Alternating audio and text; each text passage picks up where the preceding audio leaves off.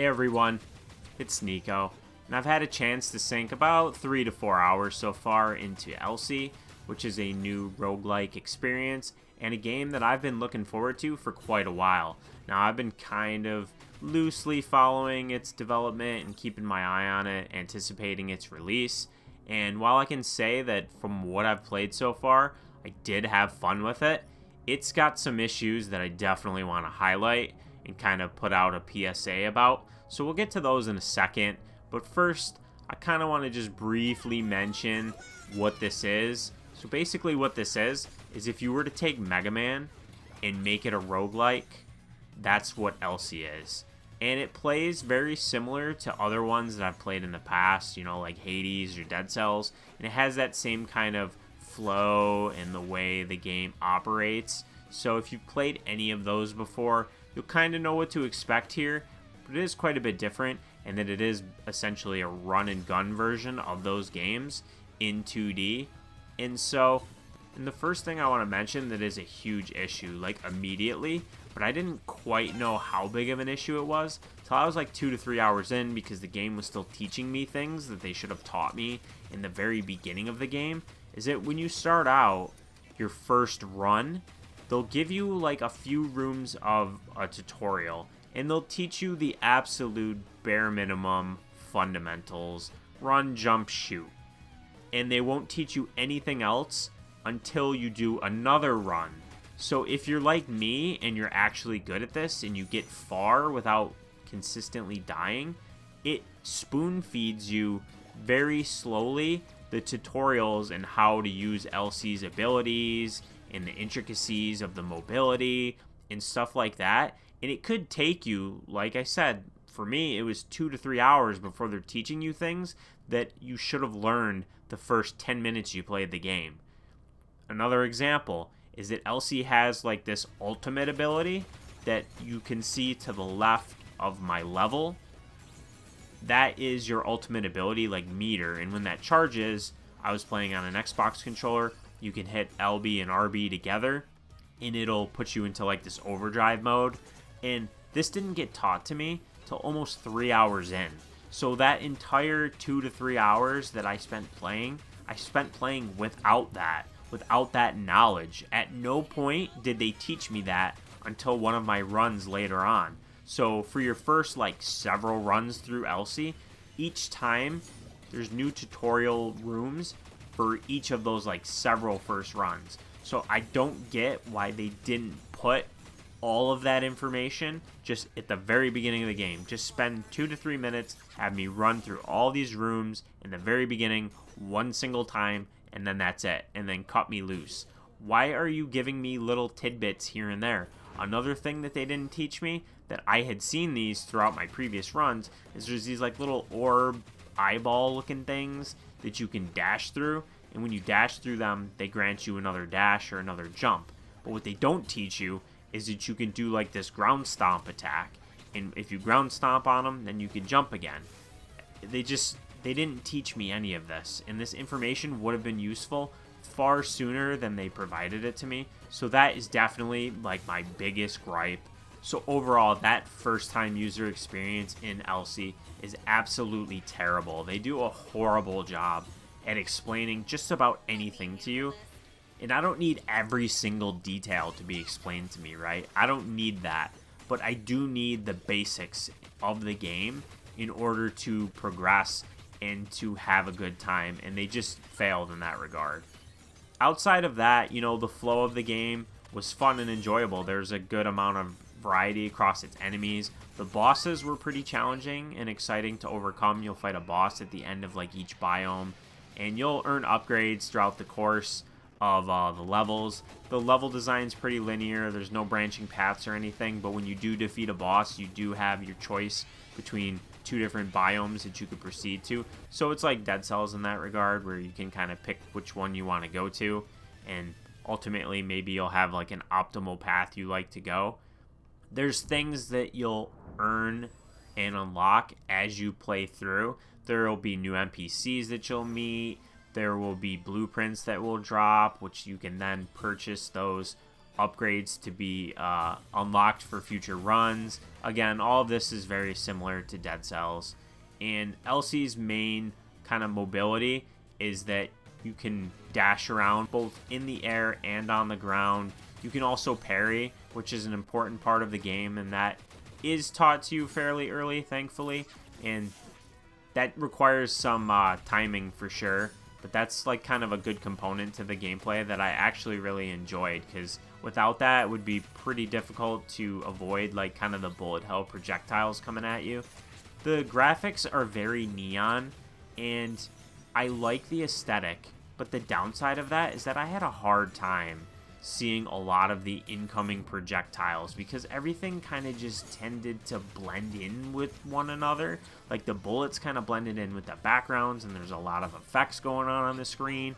Now, thankfully, there's a lot of accessibility options in Elsie, so you can tweak certain things to make this less of an issue.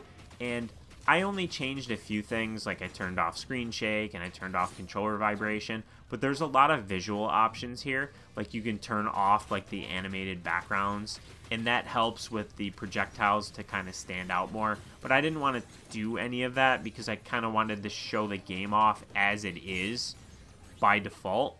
So just be aware that there's a lot of accessibility options, and don't be afraid to change settings like that. There's also other things like being able to be immortal and stuff like that. I don't ever do anything difficulty-wise like that because it kind of hurts the game, in my opinion. Like, the game's meant to have some difficulty to it, and you're kind of taking that away when you activate those kind of options.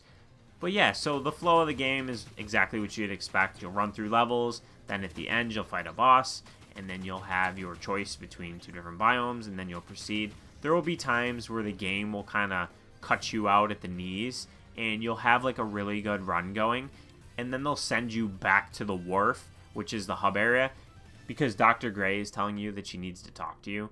And then that felt a bit frustrating to me because like I had a really good run going, and then it just ended because the game was like, okay, you got to come back, we got to talk. I didn't like that. I prefer to get as far as I can go, and then, you know, if I die, then I return, and then you give me those story bits. So that was also a bit different than what I'm used to. There's different currency types that you'll acquire. You know, you have like your temporary currency that are specific to the run, like gems. And then there's also like your permanent currencies. There's coins and there's scrap. And you'll use these to unlock like permanent upgrades and the blueprints, which will unlock those items for future runs. There's all that normal stuff that roguelikes typically have. It's all present here. Eventually, you can unlock a second character, which is a melee-based character instead of a gun-based character like Elsie. During runs, there will be times as well where you run into these challenge rooms, and these remind me of like the Super Smash Brothers target challenge rooms, because that's essentially what they are. And if you clear these out, you will get an upgrade, usually. And I say usually because I think this is another one of the issues with the game, is that I had times where I successfully cleared these challenge rooms, and then there was no upgrade for me. I got nothing. So it just felt like a waste of time. Not really sure what's going on with that. Not sure if it's a bug or if that's intended. I have no idea. The music's pretty good. The voice acting's pretty good. All that stuff, as far as the aesthetic goes, I enjoyed. And the last few things I kind of want to mention about the issues that I hope they patch are the following. And the first is how the game saves. Now, this is never explained to you, and I'm just telling you from my experience, so let this be a PSA to you, is that the saving seems to only occur after you complete a run. So if you complete a run, and then you go to the wharf, which is the hub area, and say you have a bunch of scrap and you have some coins and you want to unlock what you want for your next run when you come back later maybe to play some more.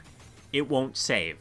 So if you go to quit and you quit out, it doesn't save, and I don't understand why.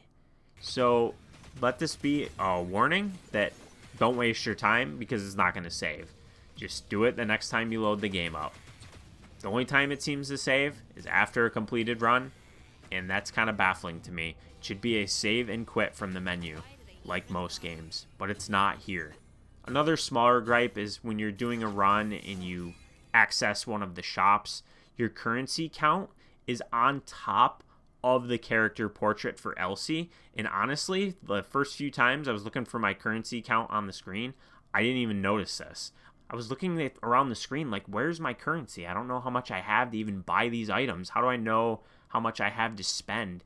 I don't get why they don't have the currency up a little bit higher in this empty space here on the left, but I don't know, man. It's the small things sometimes.